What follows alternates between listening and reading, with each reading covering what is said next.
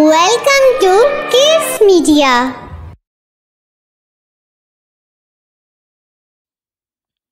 رات کا کھانا کھا کر سب بچے اپنے کمرے میں چلے گئے۔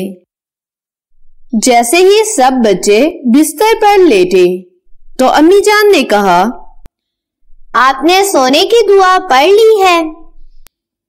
جی امی جان، میں نے سونے کے اذکار پڑھ لیے۔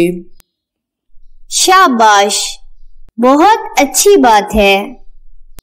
ہمیشہ سونے سے پہلے دعا پڑھ کر دائیں کروٹ پہ اور دائیں ہاتھ اپنے رخسار کے نیچے رکھ کر لیٹنا نبی کریم صلی اللہ علیہ وآلہ وسلم کی سنت ہے۔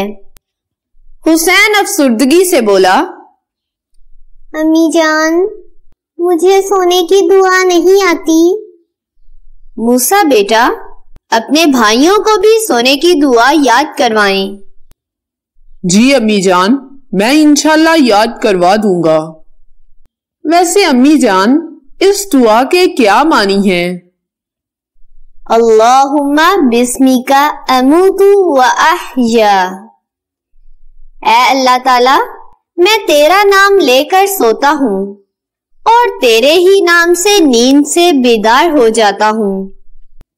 چلیں، اب بہت رات ہو گئی ہے، دعا پڑھ کے سو جائیں تاکہ سحری کے وقت جلدی اٹھ سکیں۔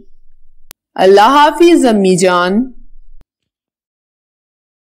ہماری ویڈیو دیکھنے کے لیے آپ کا شکریہ۔ ہمارے چینل کو لائک، شیئر اور سبسکرائب کرنا مت بھولیے۔